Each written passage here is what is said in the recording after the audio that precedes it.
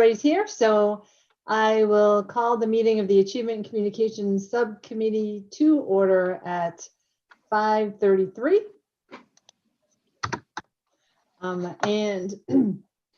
Excuse me, in accordance with Governor Raimondo's Executive Order 20-84, dated October 9th, 2020, the Cumberland School Committee intends to conduct this meeting remotely.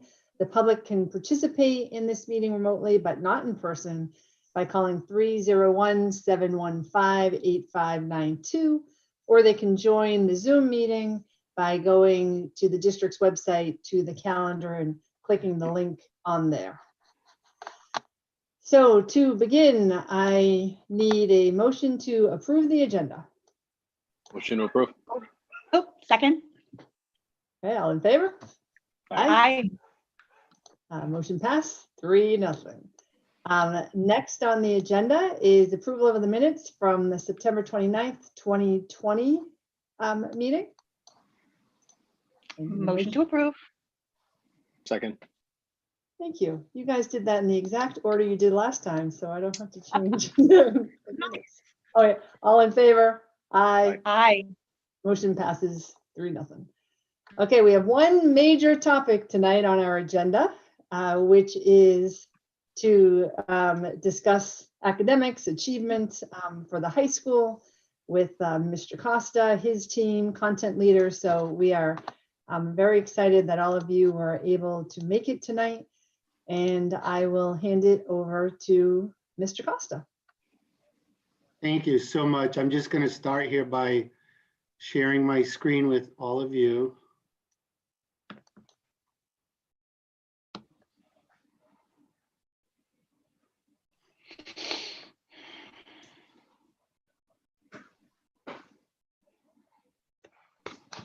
Did that come up for everyone? Yep. Perfect.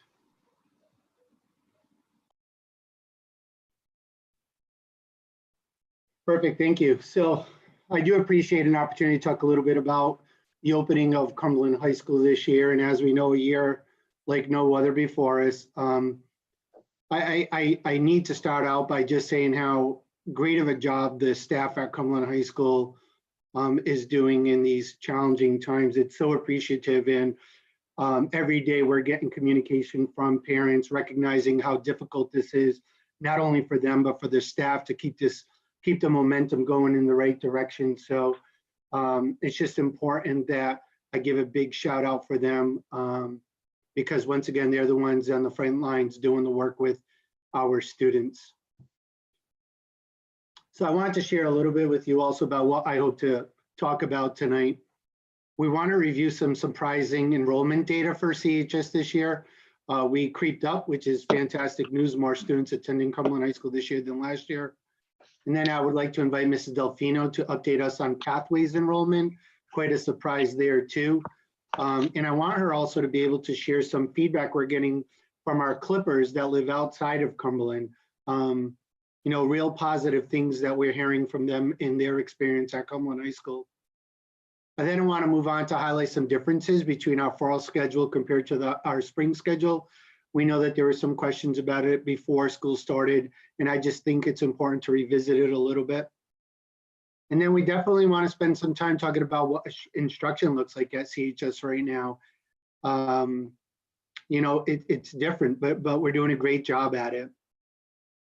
And then following that, I'm going to ask Mr. Sullivan to illustrate our efforts towards supporting teachers and students with our professional development, which has been aligned to our assessment practices, our lesson planning, live streaming, among many other things. We will answer any questions that you have along the way, and then we'll leave some questions at the end for the community, for any questions that the community or committee might have. And then I also welcome Academic Council to add to the conversation as we go through these items. Before we move on to the enrollment data, though, I think it's important for me just to introduce some of the members of, all the members of our academic team. Our academic team is really our leadership team here at the high school. It made up of all the administrators at the high school, Mr. Sullivan, Mrs. Delfino, Mrs. McMorrow, and myself. We meet regularly with all the department leaders. So Ms. Kucinich is the English department head. Mrs. Latoile is the social studies department head. Mr. Smith leads physical education. Unfortunately, Mr. Smith couldn't be with us tonight. Mr. DeCosta leads world language. Mrs. Jans is tied to math. Mr. Silva leads science. Mrs. Rock, who's been out for the beginning of this year on a maternity leave, is our art leader. And then Mrs. Lemieux leads our special services. They each take on a very important role in supporting the members of their departments. They provide leadership during common planning each week. We also lean on them to guide professional development and facilitate those sessions on those professional development days. In the past, we've met regularly about once a month, but this year we've ramped it up. We're meeting mainly every week and sometimes twice a week just to discuss this always changing instructional environment. And then hopefully they'll have lots to say tonight.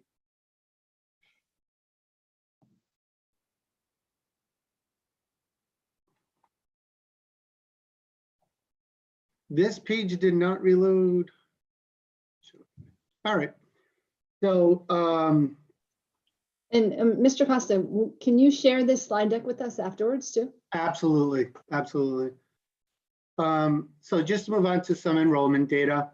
As you can see right now, we have a pretty even school-wide split from A group to B group. We have 565 students attending on Tuesdays and Thursdays, 555 attending on Wednesdays and Fridays, leaving 311 students as distant learners. While our total enrollment right now is 1463, up from last year, I do want to say that the number of students right now, the number of families choosing even now to move to distance learning is increasing. So that's an important number. So at the beginning of last week, for example, we were at 303 families that had selected distance learners. And as of Friday, so not including yesterday and today, we were at 311. So those numbers do continue to rise. The good thing though is those students who have committed to in-person learning, it's been very consistent. We don't see an increase in the number of students staying home. So if they've chosen in-person, they're coming to school. And I checked with the Mrs. Cunha, the attendance clerk here at Cumberland High School, and we hover about 40 to 50 absences per day. So those numbers are really good compared to other years. And I know you're probably going to talk about this later on too, but for the distance learners, the way that we're handling it at the high school is that they are in, is this true? That they're in either group A or group B? And correct. they attend classes remotely, live streaming them. If they're, group A on Tuesdays and Thursdays, they independent learn on Wednesdays and Fridays, and distance learn, of course, on Monday. Yeah. So they're not a separate staff that's teaching the distance learners. That's correct, Mrs. Friedman. So in just a couple of slides, I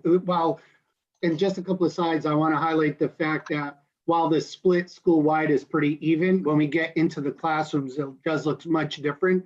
And at that point, we will talk about that distance learning split as well. So this is our overall school enrollment data. At this time, what I wanted to do is I just wanted to give Mrs. Delfino an opportunity to update the committee and the community on where we are in terms of our pathways enrollment with students here at CHS and students outside of the district. Heather, are you there? I'm here. Thank you, Mr. Costa. So just as a heads up, I am sitting here with the baby. He's in his high chair, so if you hear him in the background, I apologize. But we've had a huge increase in our enrollment this year. So we had about 180 some odd students in CTE programs last year. That's jumped up to 266. It's over 300 pathway students if you include our local LEA pathways that are not state approved programs. We also had a big increase in our out of district enrollments. We accepted 47 students this year. 37 of them decided to attend, and that puts our total numbers at 41. So last year we only had 4 out of district students. All 4 of them came back, but we added those 37, which puts our total non-resident enrollment at 41. I reached out to families at the beginning of the year to see how the transition was. I got a lot of positive feedback. I have had small group meetings the last couple of days with our out-of-district students for a couple of reasons. One, to ask them how they were doing, see if they needed any supports, gather their feedback as to the transition into Cumberland, and then also go over some of the expectations going forward about the programs. A lot of them said that the transition was extremely difficult, that there's a lot of rigor here and the expectations are really high in Cumberland. They could tell walking in day one that academics were a primary focus, whereas in some of their previous schools, they reported it being conduct or school climate got in the way of academics. So they were really happy that they came here with the focus being on academics. They also almost unanimously said that they were overwhelmed by how supportive teachers were, what a positive environment it was in every single one of their classrooms, and that they could tell that every single one of their teachers cared about each individual student and about their individual successes. And they said that was really welcoming, and it was really exciting to them to come into a brand new school and immediately feel the warmth and the support from the students, from the teachers. We also are expecting a large increase in revenue for this out-of-district enrollment. So I don't know what the exact numbers are because it's dependent on where the student's coming from and whether or not they're free and reduced lunch students. The funding could change, but we're looking at a significant change from last year to this year in our out-of-district tuition. And we're hoping to be able to put a lot of that money in the future right back into the programs. Another update is we have partnered with Skills USA. We're now a Skills USA school. So Skills USA collaborates with industry and education to help build students and help them make them ready for success in the workforce. So there are opportunities for every single CTE program to work on their essential skill readiness, work on their college and career readiness, and then work with industry professionals on industry projects. So that's a really exciting partnership that we're starting this year. Right now, everything's going to be virtual because of COVID, but in the future, there'll be a lot of local level competitions with the opportunity for national competitions as well. We've had a big increase in our industry. Yep, I got it, buddy. We have a big increase in our industry partners. There's been a lot of outreach from the community, people wanting to come into our classrooms and help support our students and support the teachers. Right now, they're working virtually. They're popping into classrooms and helping with content knowledge. They're also working with our capstone teachers to help mentor students through their capstone projects. I've already had out-of-district families reach out for when the application will be ready for next year. So there are 8th grade families already preparing for the next school year. So we anticipate being able to open the application for next year in November. Thanks, Heather. You're welcome. I just want to highlight 2 things and open up to any questions about pathways if anyone has any questions. But the first thing is the increase in enrollment is something that we didn't expect it at this level, this quickly, but we knew that once students from out of district came to Cumberland and experienced the culture that we have in this building, that stories would go back to future students out of district. And we find that that's happening. So kids are talking now out of district to other kids in these sending districts, and they're basically selling our school for us. So, and the other thing I wanted to highlight was Heather touched upon the increased revenue that the district is seeing because of both the students, all the students in these CTE programs in district and out of district.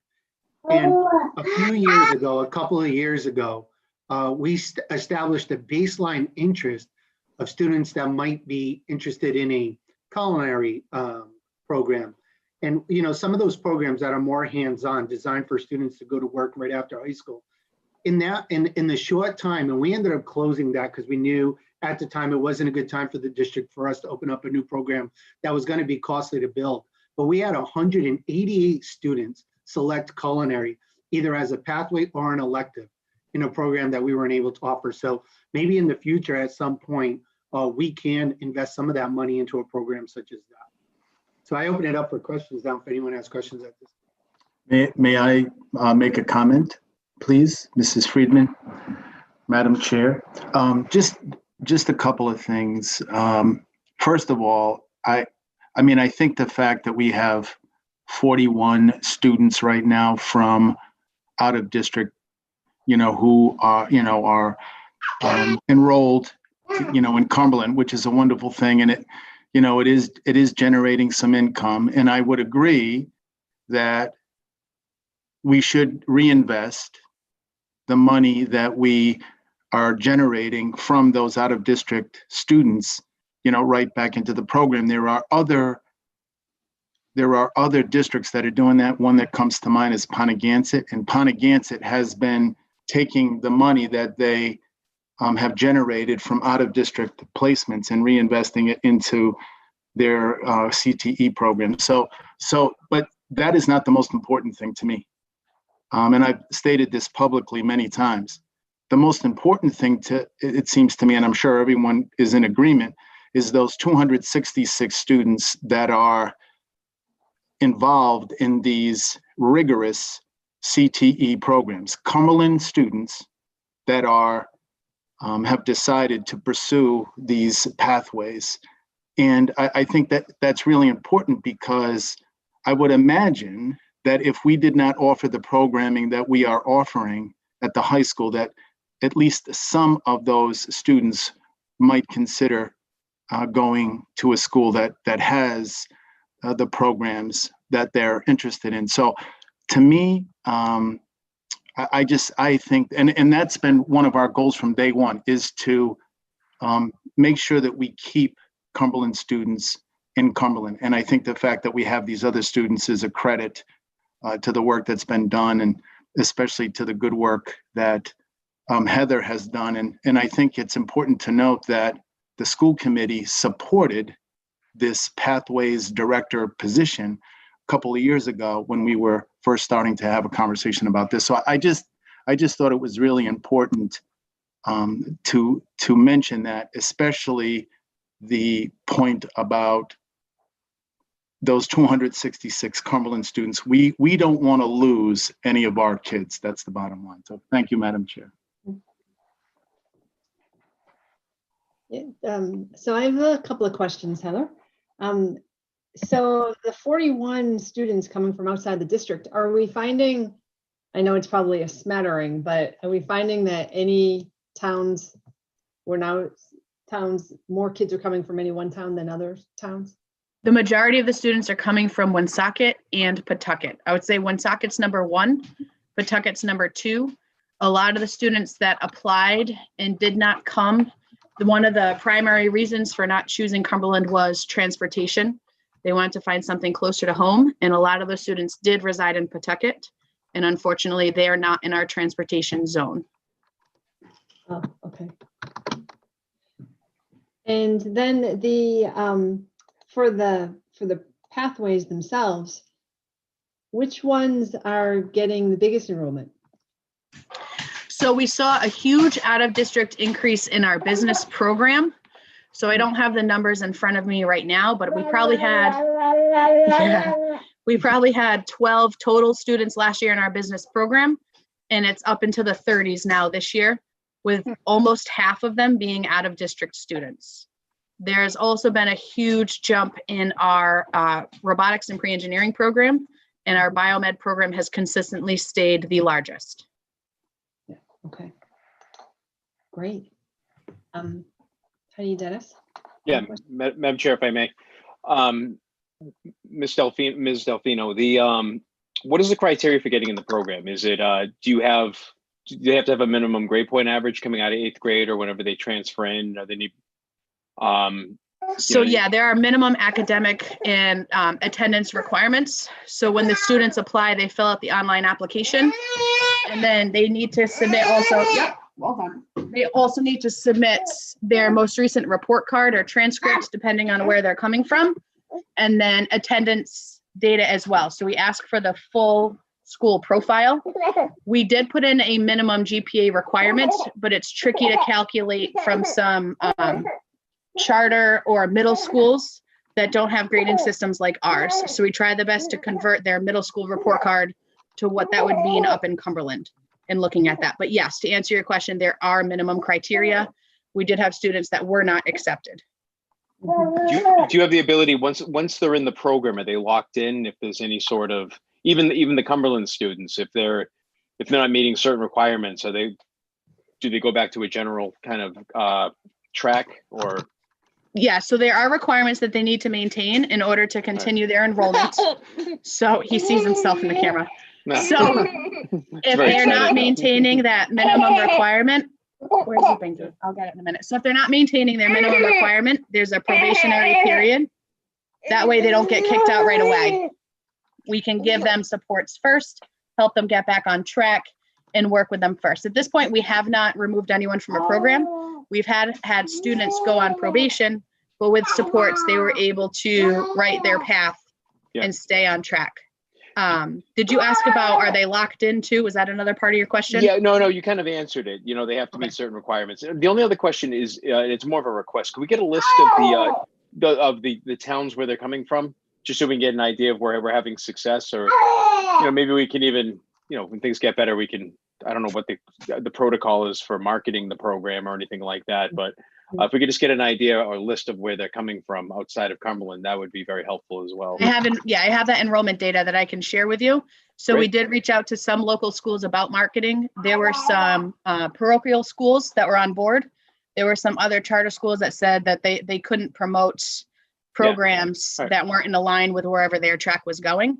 But we have looked into options to promote in public places like public libraries and rec centers. Great, thank you so much. You're welcome. Mr. Collins, just to add to your question too, the other thing that I want the committee to understand is that when we're making a decision among a student, especially an out-of-district student, it's a team of people who actually review the application. So it's not an individual making that. And we can accept students provisionally. So if there are concerns, whether it's academic and sometimes conduct, we can accept students provisionally, and they know that they are in a probationary status at the high school for a period of time until they prove themselves, I guess. And I do want to say that Mr. Mitchell hit the nail on the head when he talked about the efforts of Mrs. Delfino, even when it comes to marketing and all the things that she's trying to do to promote these pathways, both internally and externally. So it's quite impressive. Great, thanks. All right, thank you. So if we move on, Mrs. Creeman, did you have another question? No, I just wanted to say Mrs. Delfino's doing a great job. Absolutely. Thank you very much. So earlier we were talking about the split of our students when it comes to the full school, and the split of 565 to 555 worked out really well. When it comes to the classrooms though, when we talk about individual classes, the split doesn't always work out so great because remember that we're an open enrollment school and we're very elective based. So when Aspen is trying to put the pieces together of a student schedule, sometimes when you have these one class or these two class offerings, the pieces fit in a way that you might have a very heavy alphabet. So most of your students might be from A through K, and you might only end up with 3 or 4 students that are at the end of the alphabet. So it has been challenging at times to keep the roster split in the hybrid schedule. And I will also be transparent and say for one teacher who was in a smaller classroom, we made a decision to move her to a larger classroom because the split wouldn't allow for that 6-foot social distancing, but by moving her into a larger classroom, it did do that. And I would even say that some classes, when the split happens and we take into account the distance learners, we're left with no distance learners. So sometimes the split is one where it's on an A group, we have all in-person learners. Then on a B group, we might have a couple of distance learners and then a couple of in. So it is very complex in terms of when we get communication, oh, my son was absent today and there was no link. Well, that teacher might not be prepared to have a link because normally there are no distance learners for that group. And then there was the decision made early on that for 2 reasons. One, equity. If we allow distance learners to attend online classes or virtually every single day, they would have more access to their teachers than an in-person learner. And then the other thing was we found in springtime, when we went out, when everyone was out on distant learning, that it was hard to manage 24 students in, just as you were saying, Mrs. Friedman, there's a lot of people in today. I have 2 screens of people. And so our teachers, in terms of giving feedback to students and monitoring what students was doing, it was difficult. So we were always committed to making sure that number was small, especially since they would have 2 environments, the in-person environment and then the distant learning environment. So what we see now is that we might have 10 kids in person, but what teachers are monitoring on their computer screen is very often 2, 3, or 4 kids, much more manageable. And at this time, I'm hoping they're ready. I kind of prepared them for this. I'm hoping that someone from Academic Council, one of the department heads, can talk a little bit about just that part of the environment, the idea of managing both the in-person learner with the distant learner and how it's working out this fall compared to the springtime.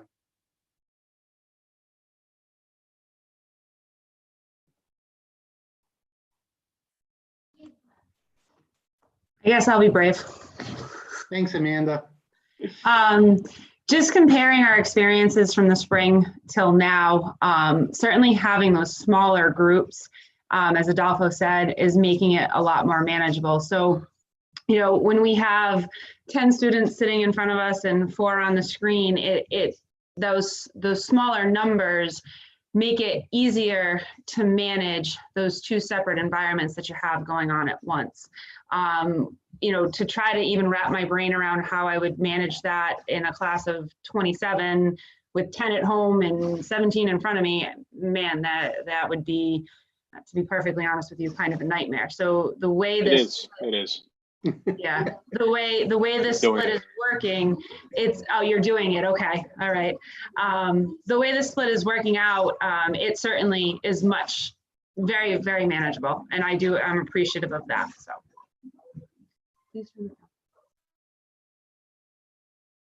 Adolfo, I can say something as well. Yeah, go ahead. So what I think is helpful to have only a few students at home on the computer is that they seem to feel more comfortable having their cameras on, which we did ask them to do this year, and they are more comfortable doing that. And I kind of feel just as involved with them. I mean, I have the screen in front of me, and then I'm just looking out at both the people physically in front of me and the screen, and posing questions to both. And but I like that they feel more comfortable to ask questions and to have that screen on, because the visual for me is huge. Like making eye contact with the student is a big part of connecting with them, I feel. And so I like that a lot.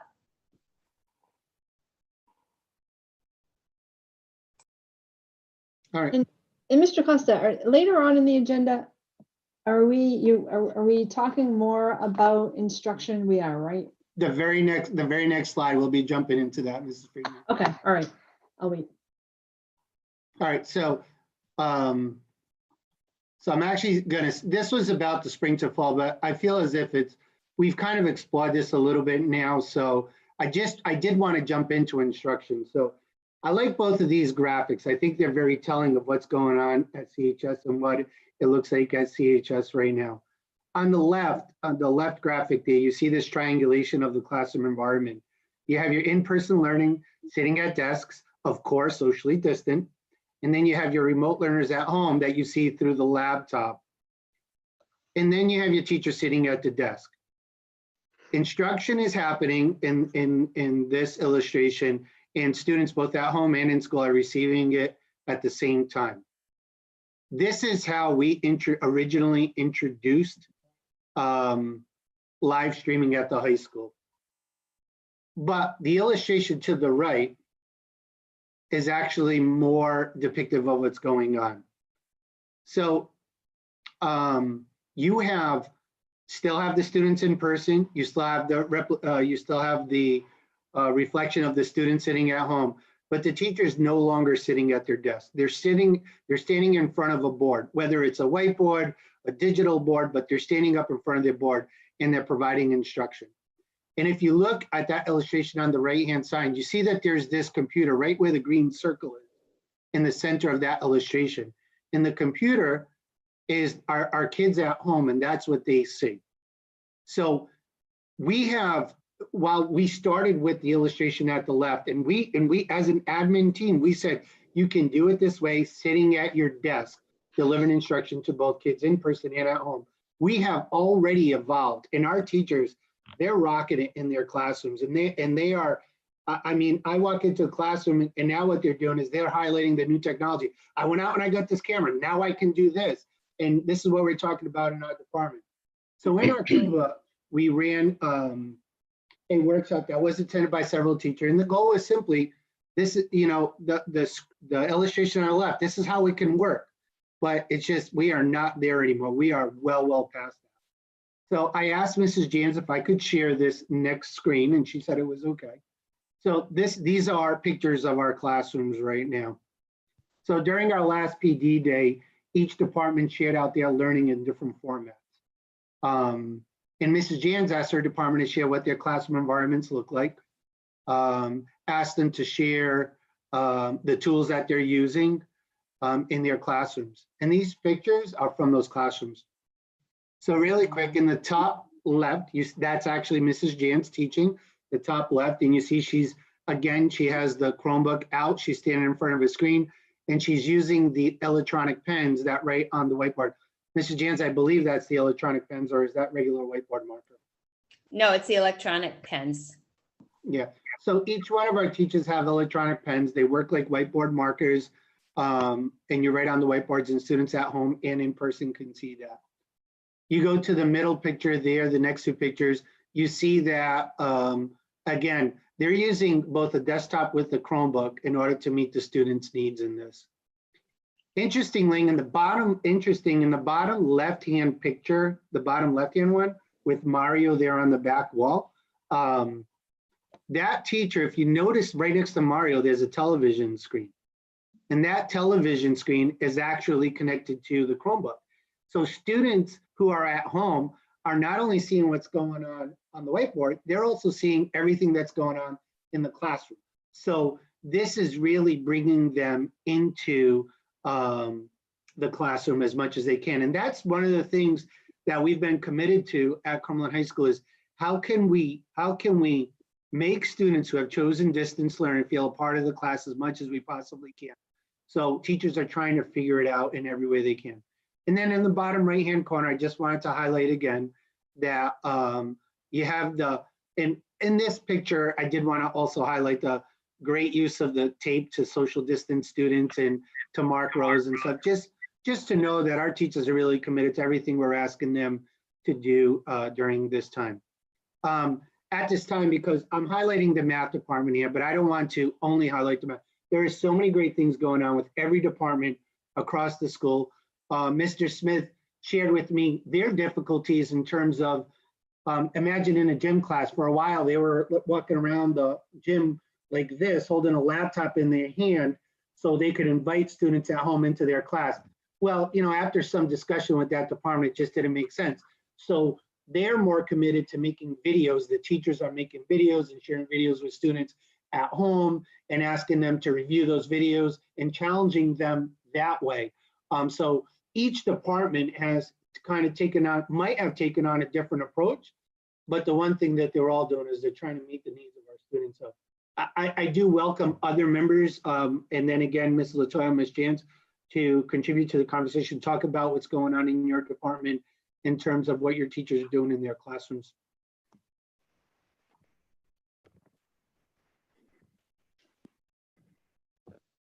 All right. Missy, are you on?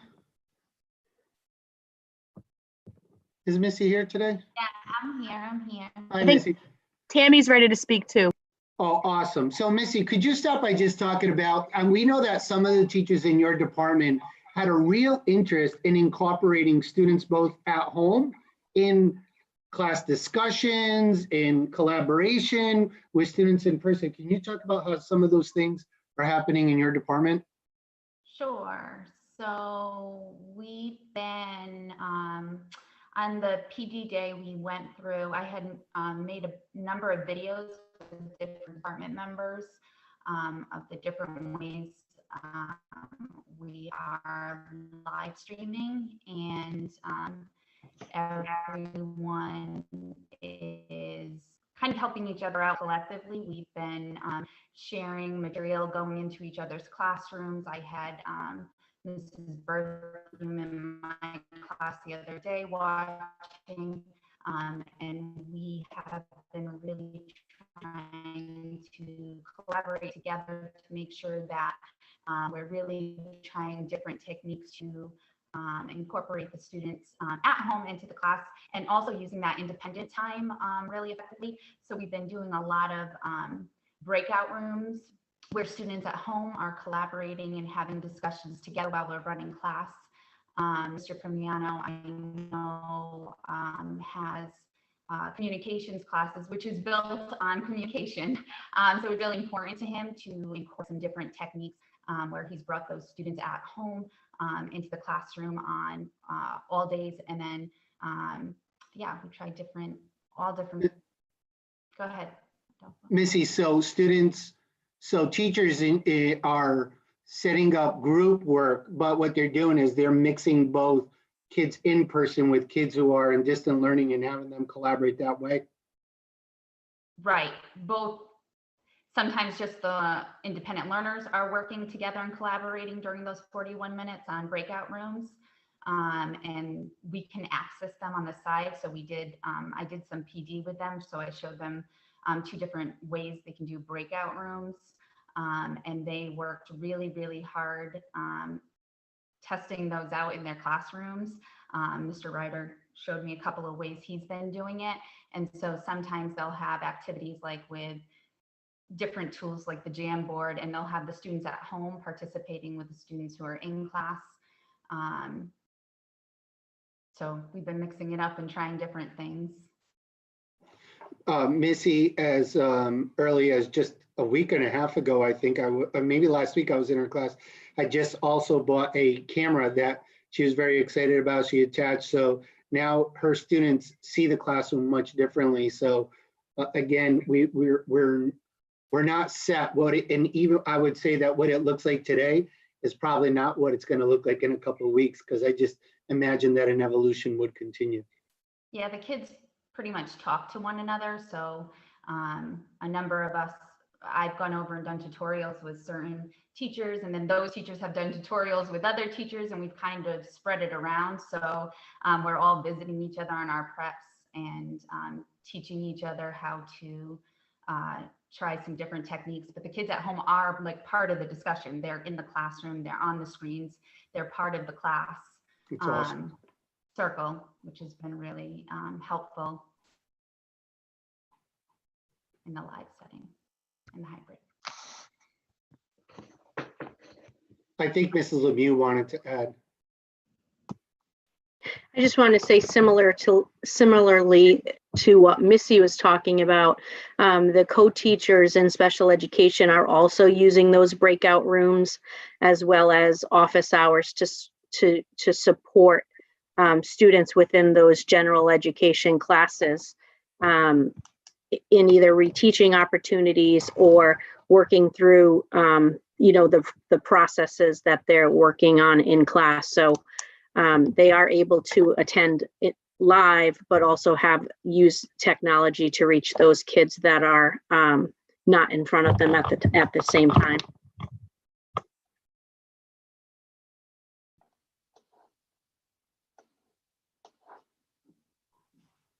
Are there any other questions or about instructional practices tied to? Yeah, I have a couple of questions, and Heidi and Dennis might too. I do have a question about the photo on the bottom left, Mr. Costa, in terms of the social distancing. Is it, I see some desks have a piece of paper on them. Is that intended to be, you don't sit at this desk? Correct. So what some teachers decided to do was not actually go through the process of removing desks from their classroom. So in other classrooms too, people X'd out desks with tape, with the construction tape, or they put do not sit here signs on those desks. And that's the way that they're separating their students. Yep. I have a Madam Chair, question. Oh, go ahead. No, go ahead, Heidi. I was just going to ask about the technology and you know, like one has the television in it, and someone, you know, went and purchased a camera.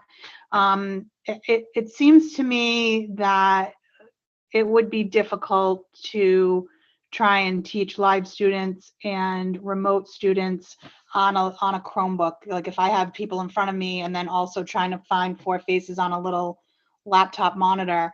Can somebody kind of talk to, you know, how many teachers have, you know, larger monitors in there? You know, if they're able to, you know, maybe display the maybe like a second monitor type thing on the whiteboard or something like that, like a projecting it onto the whiteboard or something. Just what are the different technology challenges? So Ms. Watt, I'm gonna tell you what every classroom is equipped with, and then I'll allow others to talk about the additional things that they brought into the classroom. But every classroom is equipped with a desktop computer. Every teacher has a Chromebook. So those having 2 computers in the way we're doing things right now is very important. But every teacher has 2 computers, the desktop and a Chromebook, issued by the Cumberland School Department. We also have the projectors in every classroom. So if you look in that top left corner picture over Mrs. Jan's head, you see the projector there. So every classroom has that as well. And then the other thing that every classroom has, mostly, and I would say maybe about 10 classrooms do not, is we all have document cameras too. And if you look at, I think it's the camera that's right behind all of our pictures, right? Yeah, so the picture in the top right-hand corner, you see exactly the equipment I'm talking about, except for the projector. You see the desktop computer, you see the Chromebook, and then you see this thing between the Chromebook and the desktop, which is on a stand. That's a document camera. That document camera allows teachers also to project onto the screen so students both at home and in person can see that. That's what every classroom is equipped with. The additional things that you see are things that people have gone out and purchased themselves, or you know, might have been in the building somewhere. But we are equipped to deliver both in-person and distance learning at a small scale, even standing in front of a whiteboard. I think one of the people who does this very, very great, well is Mrs. Brown, our math teacher. I walk by her class often because I use that hallway to get over to the transitional building. Whenever I peek in, she's got her Chromebook, she's got her desktop, and she's standing at the whiteboard. So we can do some dynamic things just with the school department issued equipment. I don't know if anyone else wants to add to that. Well, Adolfo, I can explain like the way these setups are for us in the math department. Sure. So Eric is the only one, the bottom left-hand corner is the only person that had the external TV monitor. He is a tech by trade. So he hooked that up, and he runs Game Club and had these televisions. So he wired across the ceiling or something to get over to the back of the room.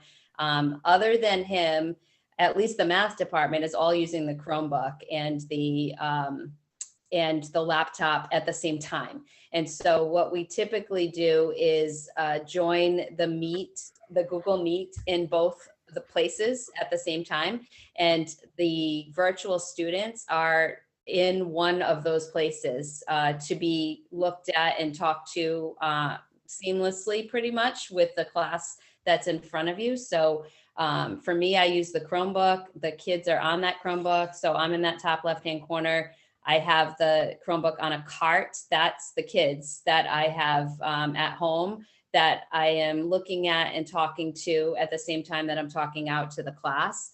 And then I can either teach by sharing my screen on the desktop computer. And that gives me the ability to use the board with the markers, or I can use my hover cam and do some regular teaching on paper underneath the hover cam.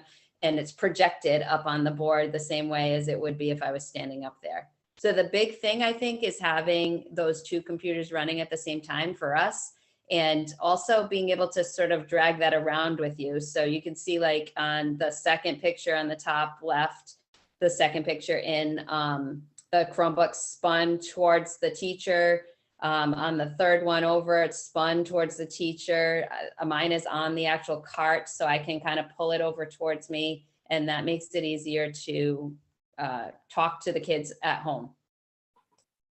Thank you. And it seems like it's the setup is well suited for, as we go further into the school year, and if kids, have to quarantine at home, it almost seems kind of seamless for that group of 15-ish, whether you've got 8 in the class, 7 at home, 10 in the class, 5 at home, that it seems like it will work out okay. Yes, the only negative of having more kids at home is that they feel less comfortable putting their cameras on, and obviously you're monitoring a lot of little icons on the screen, so it's definitely easier with 3 or 4. Right. Ms. Waters, you bring up a really, really good point, though.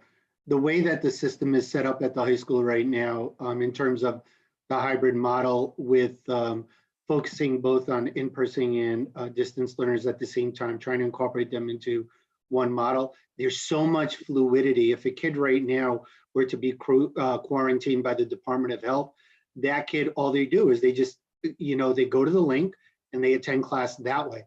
If a kid is, we're asking parents to be very cautious with their children and stay home if they have symptoms.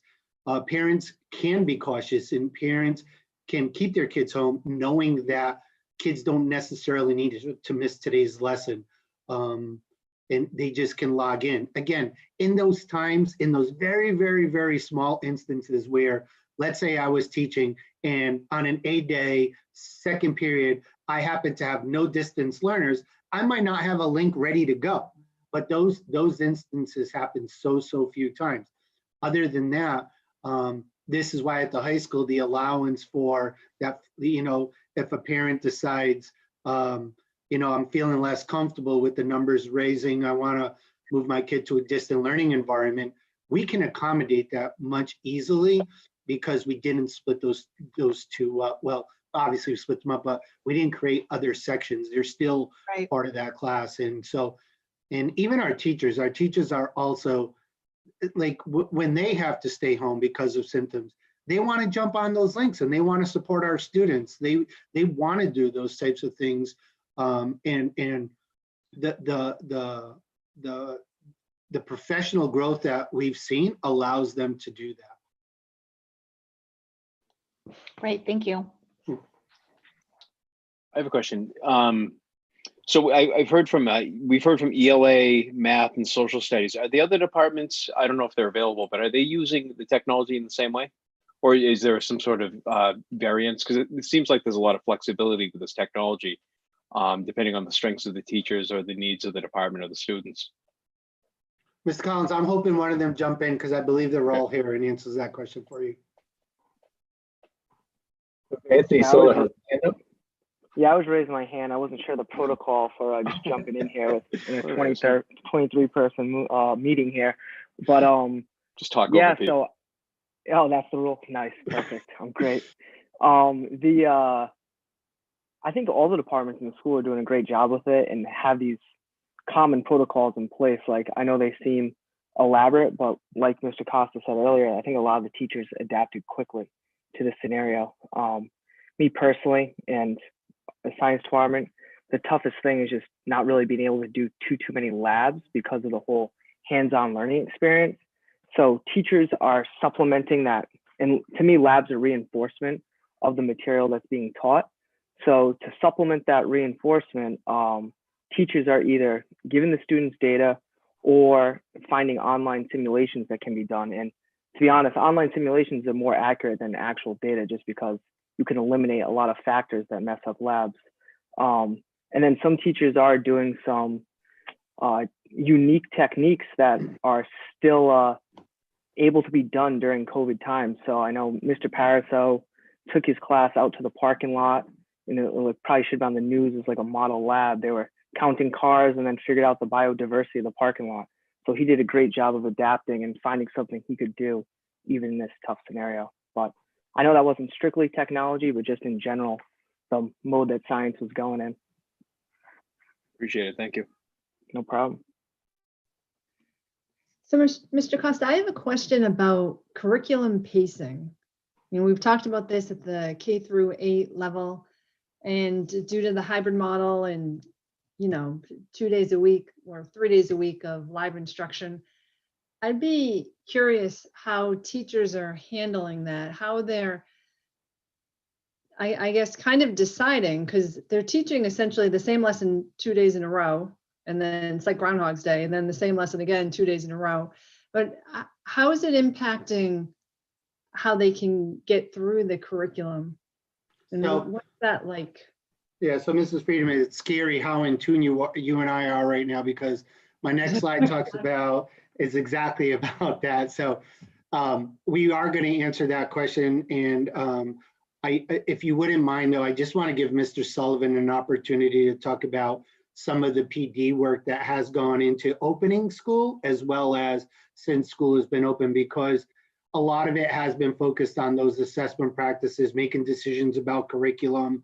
And so I want to give him just a couple of minutes to share some thoughts, and then I welcome each department head to talk a little bit about their approach within their own departments. Mr. Sullivan, you there? I am. Thank you, Mr. Costa. So just from a professional development standpoint, what we did at the beginning of the school year with the 3 days that the state embedded into the calendar, September 9th, 10th, and 11th, our focus was on the teaching and learning, knowing that at least for the first few weeks of the school year, all students would be at home, that they would all be distant learners. So what we were trying to do is expose and calibrate all of our staff to some of the various digital tools that have been in existence and also developed since COVID, really. So that was our focus for specifically September 10th and 11th. We actually ran an unconference. We had 6 staff members who volunteered to discuss some of the digital tools that they've used for either formative assessment, for either synchronous learning or asynchronous learning.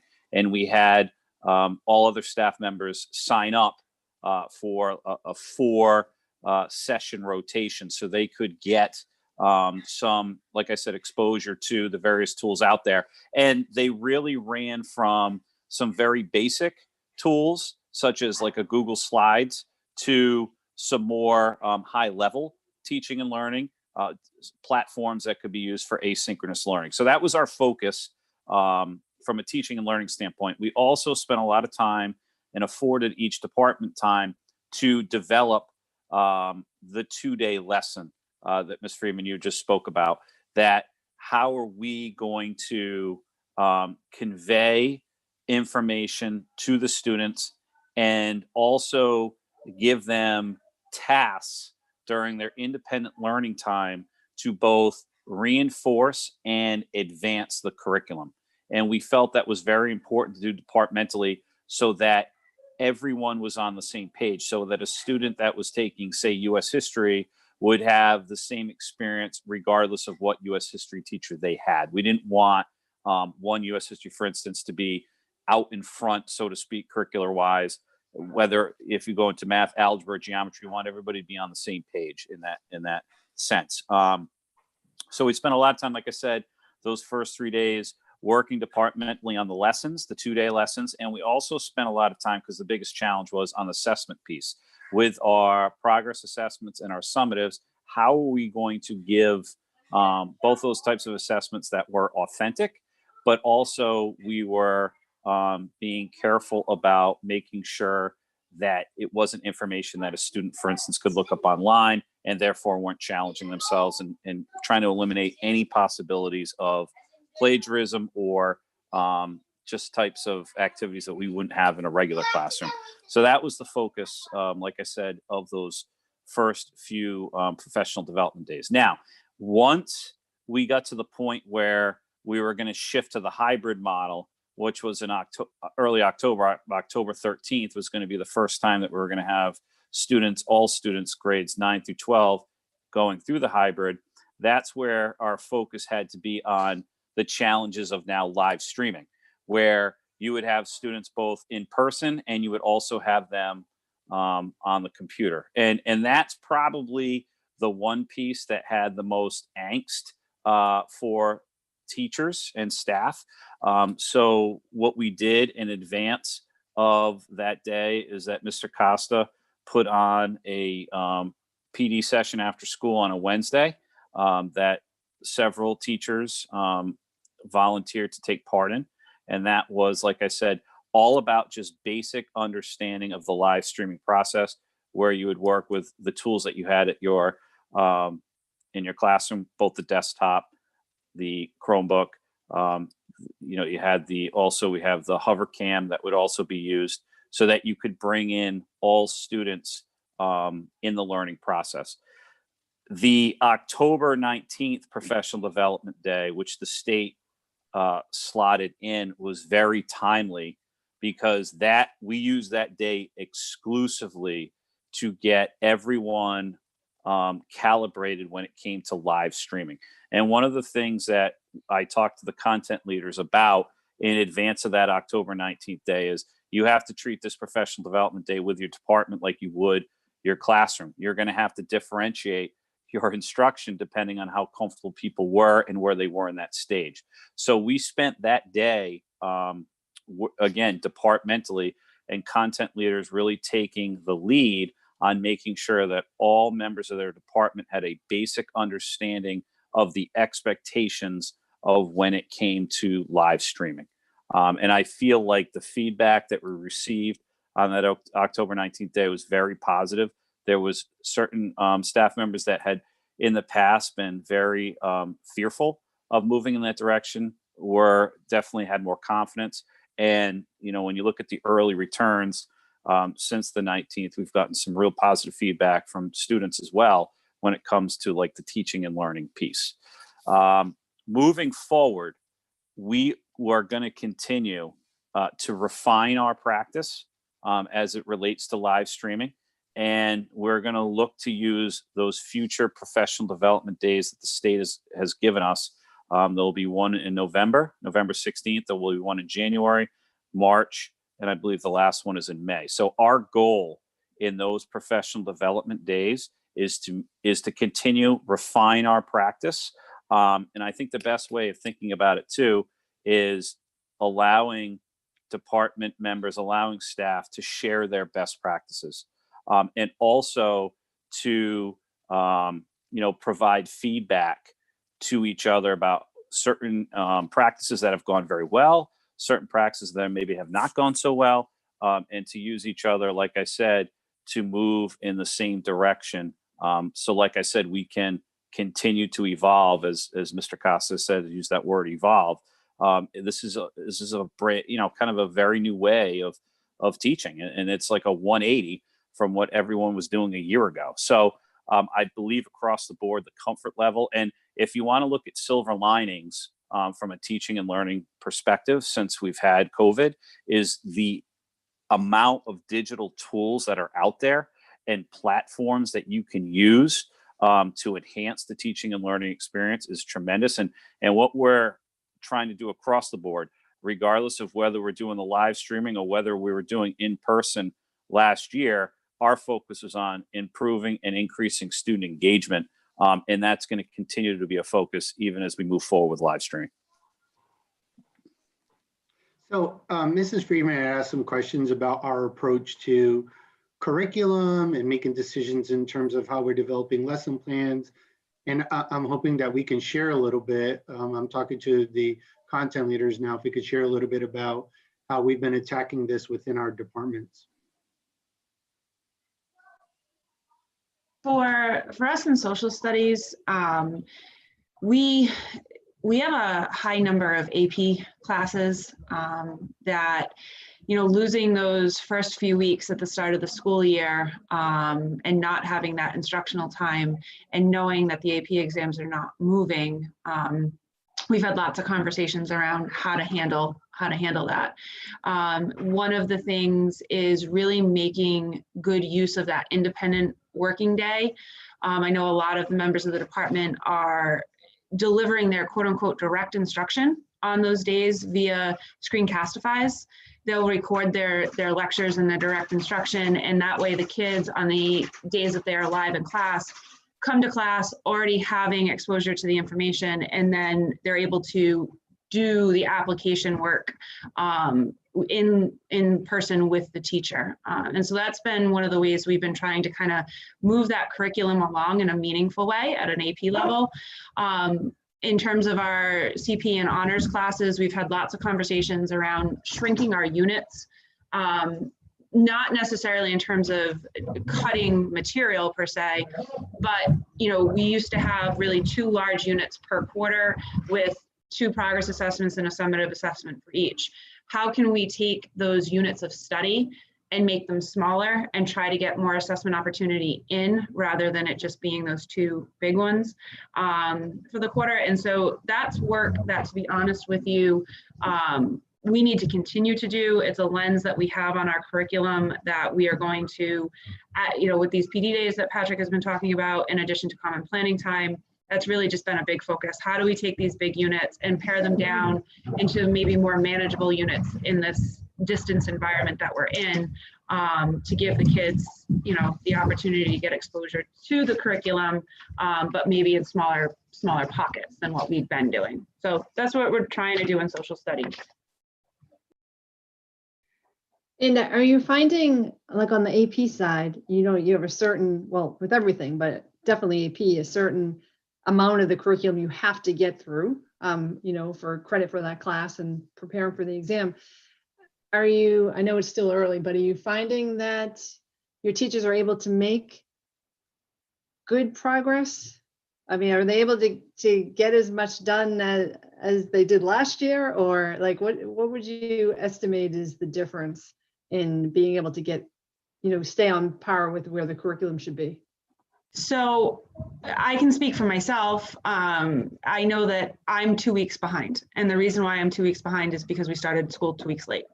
But in terms of if we remove that 2-week loss, am I able to keep the same pace that I was in years prior? Yeah. And one of the ways where I'm able to do that is through delivering that, like I said, that quote unquote direct instruction on their independent day. Mm-hmm. So when they come in, we're answering questions, we're doing application, and then we're moving on again. So, you know, losing those 2 weeks from an AP perspective is difficult. But I know a lot of us, myself included, build in a significant amount of review time at the end of the course. Excuse me. So what I'm looking at is just less review time prior to the exam than what I would typically have. And so that's how I see it playing out. And in talking with other AP teachers in my department, they're of the same opinion that barring any kind of craziness, if we're able to maintain this schedule that we have, we should be able to get through the curriculum that we need to get through, but just not have as much review time at the end of the year that we, you know, would typically have. Mrs. Friedman, I also want to add, when it comes to the AP, some teachers did have a desire to invite students on their independent day into their classrooms via a link to keep the pace of the curriculum going. Now, we felt that was a good idea, understanding that, you know, the AP curriculum is not our curriculum. And when they test our students, they're going to test our students based on their curriculum. So we needed to find a mechanism to continue the pace. So I know, and the department leaders can talk about this, there are department leaders who, within their department, if I'm teaching an AP course, on that independent day, I'm still moving. I've invited those kids in using the Google Meet, and they're still part of the conversation, still part of receiving that content. What Mrs. Latoya is talking about is also very effective. We're talking about a flipped classroom, right? When you're at home, here's the instruction, learn the content. When you come into class, we only have time to practice what I'm teaching you. So I welcome other department heads to talk about how we are handling AP curriculum as well as the other stuff.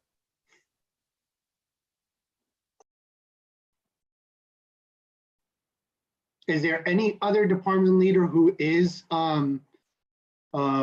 who have instructed their teachers to invite students on their off day into their Google Meets in order to just continue instruction day after day?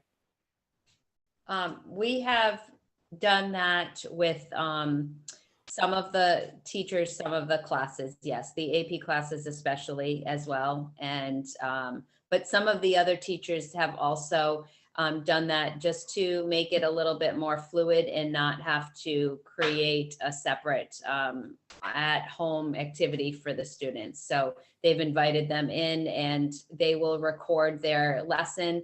And if the student cannot make it into the actual meet that particular day, they'll post the recording so the student can watch it at another time.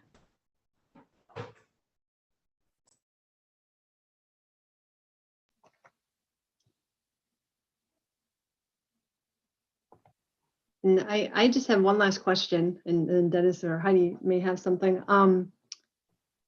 With the classes being smaller, well, I guess on Tuesday, Wednesday, Thursdays, and Fridays, are you finding that that is making a positive or a negative impact on how your students are doing or how you teach? Whereas before you might have had 25 kids in front of you, and now you have half of that?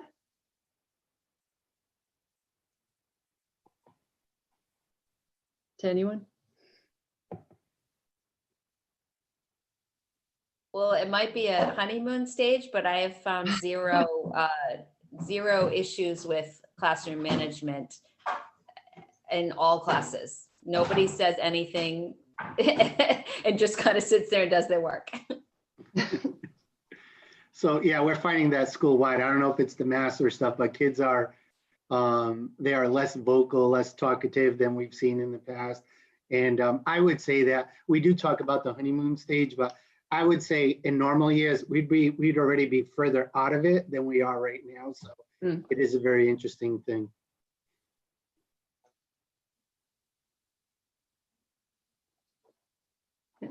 Madam Chair, if I may. I have a question for any of the department heads or Mr. Costa or anybody else. Resources are limited, but if you had a wish list, what would help you? What would make things better? Aside from a vaccine, what can't help with that. But outside of that, is there any technology that you find that gosh, I wish I had that, and you can see potentially somewhere down the road? Anybody? Ms. Collins, I just want to say that when we put this technology into classrooms, we focused on the classrooms that were being used at the time. Our staff has grown, so at the time there were some classrooms. Mr. Chandler has done everything he possibly can to meet the needs of the school, but I do think there might be some special ed classrooms that don't even have some of some of the things. So I think we really need to do a reevaluation of the spaces that we're using to teach and making sure that they even have the 4 things that I talked about earlier, which is the desktop, the Chromebook, the camera, and then the projector. Again, we might be there, but I'm not sure. And I just think that that's worth investigating. Thank you. And guys, you have a school committee member asking you for a wish list and no one wants to offer anything? I said no vaccine. The math photos that you guys saw, there was the one with the big screen TV in the back, hooked to the Chromebook. There are a few teachers in my department, myself included, who have the same setup. It's basically just a flat screen with an HDMI cable from the Chromebook to that. And what we have found for those of us that are using it is it enables the kids that are at home, it enables the kids that are in class to see the kids that are at home and see the people they're interacting with because they're on that big screen. In the same time, the Chromebook is positioned in such a way that the camera on the Chromebook really shows the entirety of the classroom. So the kids that are at home have a full view of what's going on within the class. And so for those of us that are using it in that way, and it does require use of both the desktop and the Chromebook in order to do that, those of us that are using it are really finding that the kids at home are feeling more involved and the kids that are in class are feeling more involved with the kids at home. So big screen TVs and HDMI cables, that would be my pitch. Do you know how big that television was in that picture in the math department? I don't know how big theirs are. The ones that we're using vary in size. The one that's in my classroom, I want to say it's a 42-inch flat screen. All right. The other thing that I've been told, Mr. Collins, that teachers are, we hear them talking about them all the time. I'm surprised that hasn't been mentioned yet. It might be because they've already gone out and bought their own, are the definition on the cameras that they can buy, like exterior cameras, are much better. And so I know that quite a few teachers have gone out and bought those cameras that, you know, they're almost plug and plays. And, you know, you have some quality, some not quality, but they seem that what's being reported to me is those are a little bit better quality when it comes to definition. Adolfo, just to clarify, I was sending Mike text emails while we were speaking. Oh, I have a laundry list. yeah.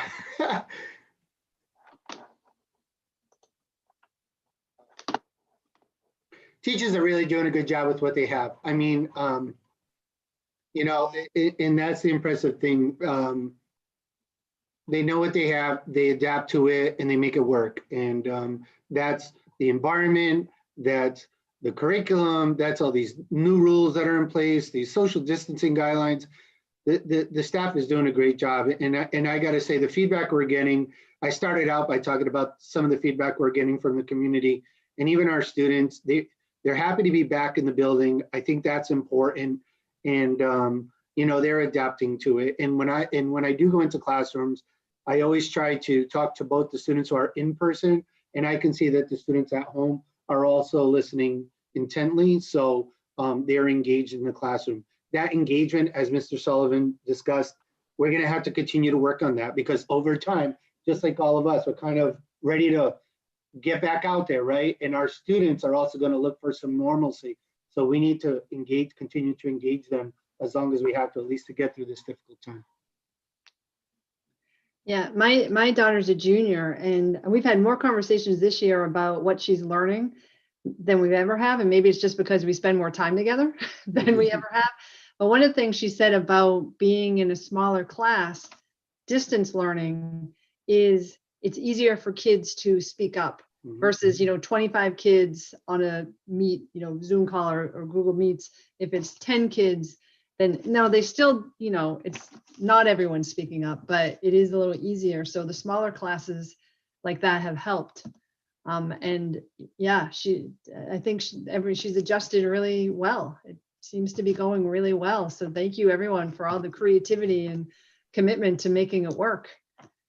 And she loves being in school too, but she doesn't mind being home either. It's kind of a nice balance sometimes. So that's all. That's the presentation that I had for all of you tonight. And I'm not sure if anyone has any additional questions, but we are committed to, this distant learning hybrid model this year. And I think it's something that we need to continue to get better at and grow. There's always opportunity for growth. And I think that we're at a really good place right now, but there are some challenges that'll come, and we need to continue to be focused on that moving forward. I want to commend you too, just based on, what we see, based on this presentation. In the event, I think obviously in the spring when things close, we're kind of all caught off guard. We get that week off, and it's like, all right, we're gonna distance learn now. Let's see how this works. But now I think we're better equipped based on those experiences, and with the technology and what you have in place now, that you can transition this to your kitchen or whatever it may look like. God forbid that we have to go down that road again. We're just better equipped. Or am I wrong? Is there anything that you might not be able to transition, or do you think that can could happen? So as we know today, Cumberland High School was closed because we were contact tracing a couple of positive cases. We go home, nothing changed from whether we were in person. The only difference was the kids who normally would come into the building to receive instruction, they logged in with all the other distance learners at the time. So it was still half the class, but it was one environment and it was all through the Chromebook. So yeah, and if 3 weeks from now there's a decision that we all need to go home, there's very little modification that needs to happen. And that was purposeful. We did that purposeful because we knew that it would be a year of variables and we wanted to be able to be flexible with how we delivered instruction. So if the kid is sick, stay home, log in. If a parent chooses, I'm gonna go distant learning for the rest of the semester, we can do that. If a decision is made that we're all going home, we can do that. So there was a lot of thinking around that. It'll be interesting to see post-COVID, because there will be a post-COVID someday. What we might keep from what we've had to do, that there are some elements of this that might be good practices for moving forward. Yeah, I think that, I'm sorry, go ahead. Yeah, I was going to say, I've had conversations with both Mr. DeMonter and Dr. Santer about that, you know, sometimes we're forced to learn. And here is a situation we were forced to learn. But what we've learned is that we can meet the needs of our students in ways that we didn't think we could in the past. So it will be a very exciting time after post-COVID in terms of what we can offer our community. I apologize, Mr. Collins. No, I was just going to add, I think because of the technology, it creates more legwork in some ways. But for example, standard like multiple choice tests or whatever, that's less time you have to spend correcting with Google Classroom because it corrects. Not that you give all multiple choice assessments, but I think it's down the road, once we get back to full in-person learning, I think there will be an opportunity there. And there's already things I've read about this where you can actually increase rigor in the AP situation, where you can, your assignments are going to look differently, but in AP history, but it'll be far more rigorous. So there'll be a lot more content laden, and with less manpower. But I think I don't want to put the cart before the horse. So let's get through the tomorrow and then the day after that. But I think there will be opportunities, and the investments we're making now in technology will not be antiquated when there's a vaccine and when we get back to in-person learning. So I think it's money well spent. I have a question. Yep. Mr. Costa, for the distance learners, are there any students that are using the Edgenuity that was initially talked about, or is everybody doing this stream model?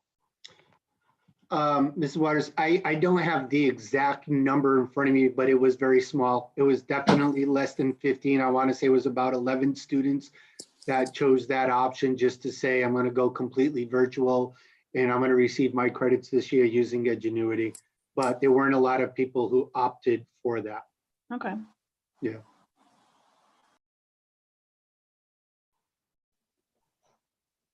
Okay, well, thank you again to everyone for not only showing up tonight, but more importantly, for everything you've been doing since the schools have opened, and the challenges of just day-to-day life right now, and the challenges of things changing on a dime. But it sounds like you have a good plan in place, and it sounds like our students are still learning, which is the most important thing. So thank you to everyone for all of your hard work. It's really impressive to see it. So we just have a couple more topics. One of the topics, or the next topic, is future topics. And we have a running list, and I think the running list is probably still valid, but we probably in a few weeks' time the achievement subcommittee may be changing. Well, at least we know Mrs. Waters will be moving off in a few weeks. So I think that will be a good time for us to kind of regroup with Mr. DeMonter and really look at where we want the focus. It's changed, the focus due to COVID, of the achievement subcommittee. So I think we can work together to figure out how best to move forward. Mr. Collins, I'm not sure if you have anything you'd like to add in that category of future topics that's maybe not already on our list. No, I just think to your point, I think every month is just, or every 2 weeks or whatever, I think we should meet more regularly, just to assess the needs of the administration, the teachers, and so on, because it's changing. It's going to change, and I think we're going into kind of murky waters right now, going into the next couple months. So we may have to revisit a lot of the things we talked about tonight, and things like we don't know what's going to happen with RICAS. We don't know what's going to happen with this. So so just it's really day by day, as everybody knows. So I just want to echo what you were saying. Thank you to the department heads and administration, and please relay it to the teachers how hard you work. You've done more in the last 6-7 weeks than you probably do 6-7 months. So and the evidence is clearly based on what's presented tonight. It's clear that the kids are gaining the most out of it they possibly can, and I know for a fact other districts aren't even coming close to what Cumberland's doing right now. So keep up the good work.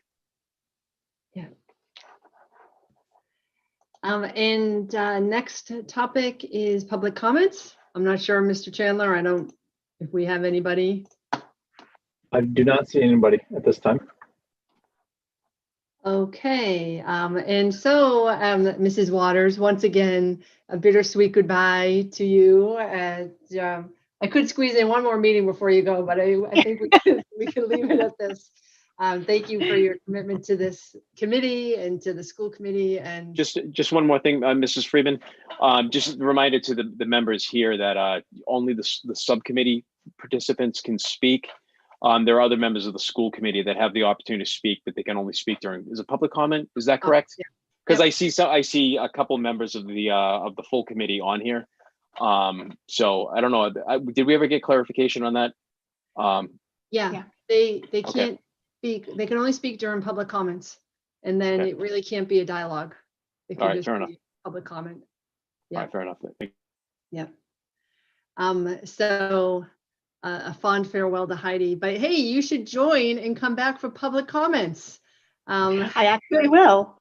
And you can influence our agenda moving forward too. Hey, we will not answer you when you ask us a question. Yeah, right. So. Just know we will not answer you.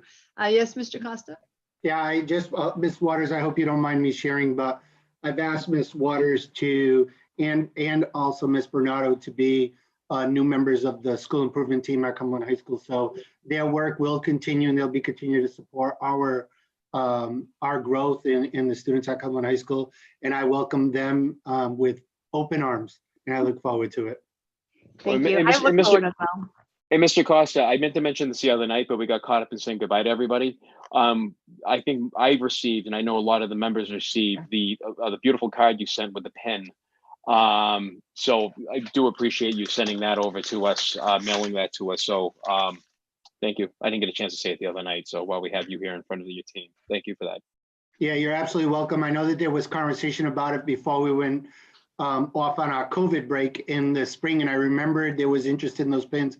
And the only thing is, I hope everyone got one, because I sent one to everyone. And sometimes you worry about that. Yeah. I did. Thank you very much, Mr. Costa. It was very well appreciated. It was what I was looking at the motto. My Latin is not very good, but it was "Work conquers all." Was that work? Was that the is that the school? What I delivered to you folks, what I delivered to you folks is not the direct translation, but it's basically "Work conquers all." Hard work pays off. All right. With that, I'll make a motion to adjourn our meeting. Second. All in favor? Aye. Good night. Thank you for coming, everybody. Turned at 6:57. Thank you, Thanks, everybody. Thank you all. Thank you so much. Nicely done.